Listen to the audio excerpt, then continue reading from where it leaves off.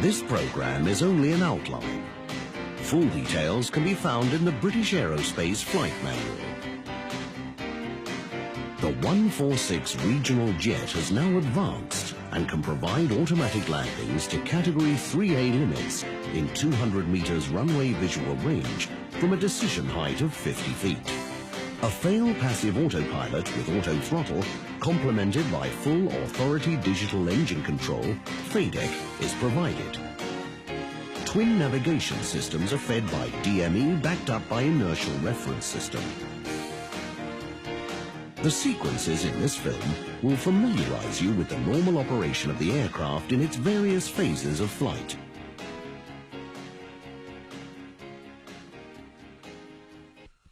We will start by setting the takeoff thrust and speeds on the thrust rating panel. Move the rotary control to V1 and rotate the setting knob until the speed appears in the window. Select V cross to set the VR. V2 can now be set in the IAS MAC display window on the mode control panel. Switch to V-dot to set VFTO. Both V1 and V2 can be confirmed on the PFD. Select Temp and set the airfield ambient temperature. In Toga Max, select N1. Note the reading and compare with the table. If a reduced thrust is required, push the Toga button to change to Redo. Select Temp and note that the TRP defaults to a predetermined temperature. If performance allows, adjust the flex temperature in the window and check the N1 set on the primary engine display, PED. Before departure, the cleared altitude and heading should be set on the MCP. Just before takeoff, switch on both flight directors. Remember, the first to be selected will become the master for both flight directors and will determine which nav and baro source will be used by the FGS. This is indicated by MA illuminated above that switch. The master should be set for the handling pilot. The flight director queue displays a pitch-up command in readiness for takeoff.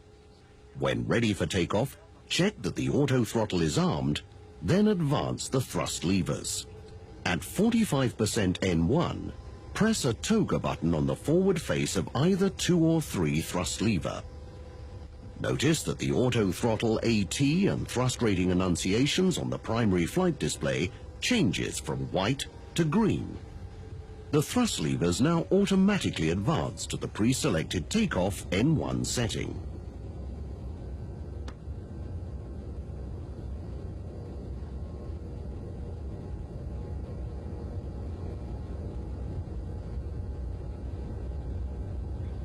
At VR, rotate to the attitude required to center the flight director pitch bar. After liftoff, the FDQ will command an attitude to maintain V2 plus 10 knots.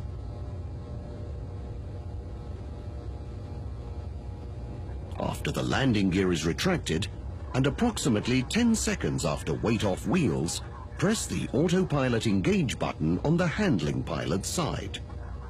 At 350 feet, the AT annunciator changes back to white as the auto throttle enters the arm mode in preparation for a subsequent thrust rating or autopilot mode selection.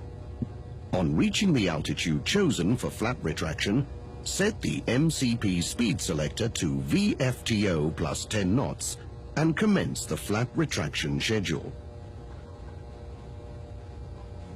When the flaps are fully retracted, press the thrust and level change button on the MCP. This will re-engage the auto throttle and establish climb normal thrust with the autopilot controlling the pitch attitude to maintain the speed selected on the MCP. To exit track mode, press heading. The aircraft is now established in the climb. Now adjust the MCP speed selector to the required climb speed.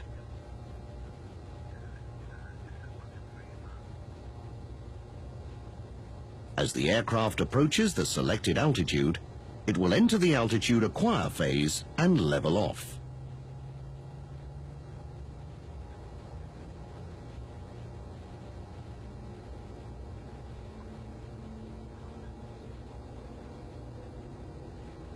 The auto throttle's mode changes from thrust to IAS hold.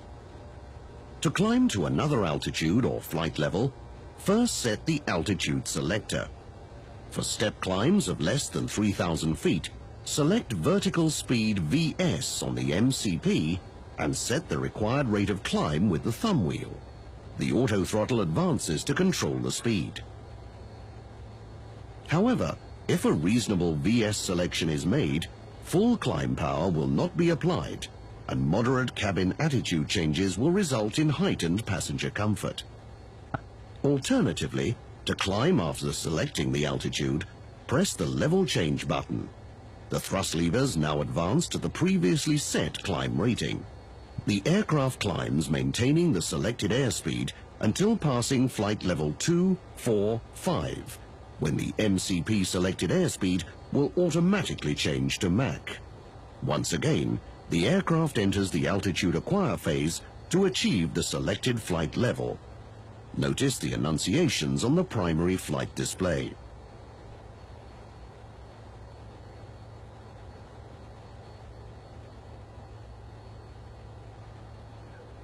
Changes in airspeed or Mach number are achieved by rotating the IAS Mach selector. Airspeed and Mach are controlled within the aircraft's maximum limit. Lateral modes are set and used using the same techniques of earlier 146 models. Let us now commence a descent. Set the cleared altitude or flight level and press the level change button.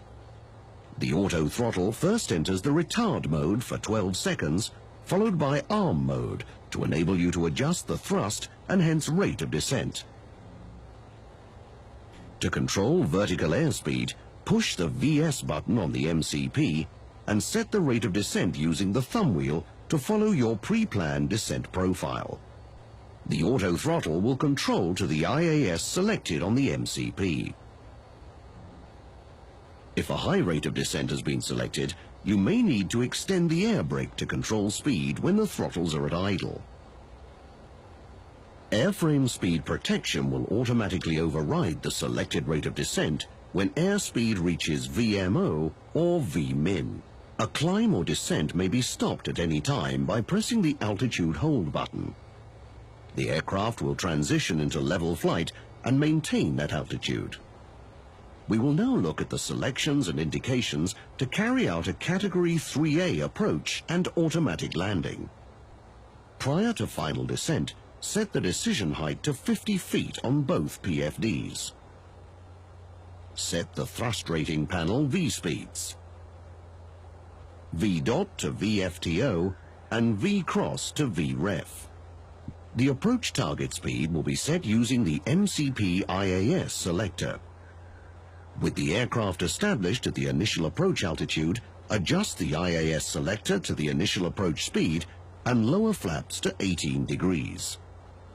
Tune both ILS receivers and set both course selectors to the published approach course. Any discrepancy between these settings will preclude a Category 3 approach. On the intercept heading, press the approach push button. Dependent on which nav source is master, Lock 1 and GS1 or Lock 2 and GS2 are armed and enunciated in white on both PFDs.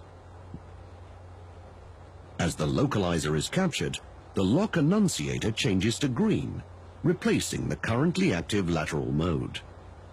Use the IAS selector to control speed and configure the aircraft for the final approach.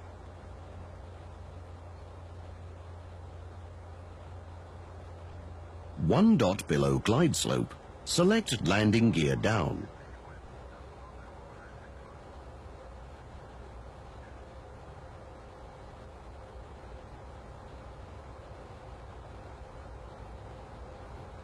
At glide slope intercept, select 24 degrees flap.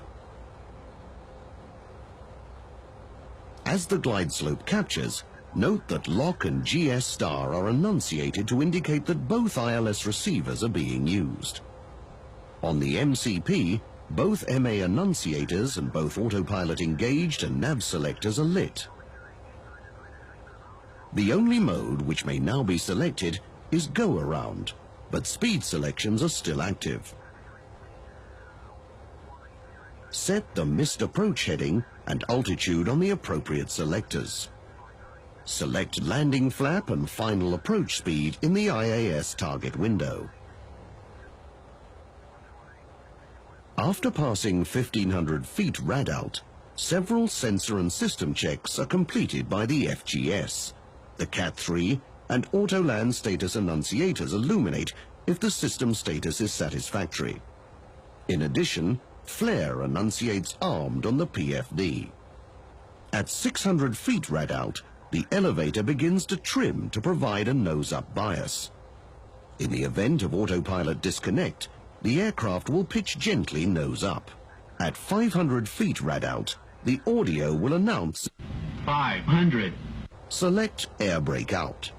At 150 feet, a line mode is entered and removes the aircraft drift by lowering the upwind wing into wind and applying rudder.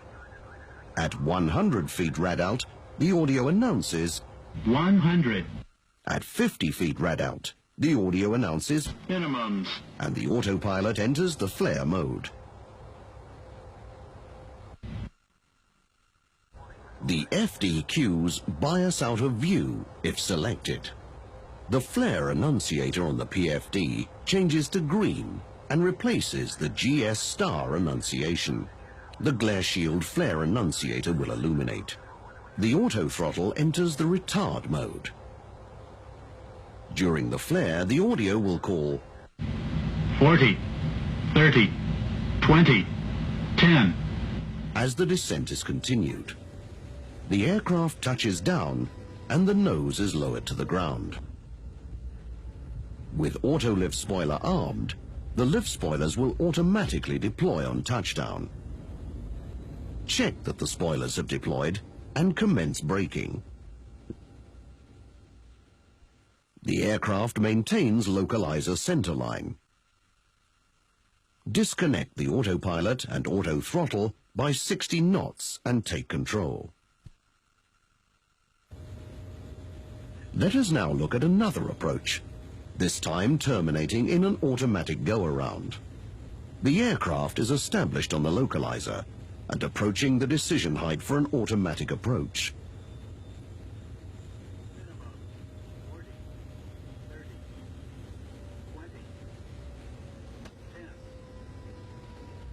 Simply press a toga button on either of 2 or 3 thrust levers and the aircraft commences an automatic go-around. The auto throttle controls the thrust to go around max N1. The autopilot controls the go-around flight path to maintain VSEL or VMIN, speed and lateral track. All modes are enunciated on the PFD. Retract the flaps to 24 degrees, and then when a safe climb is established, retract the landing gear.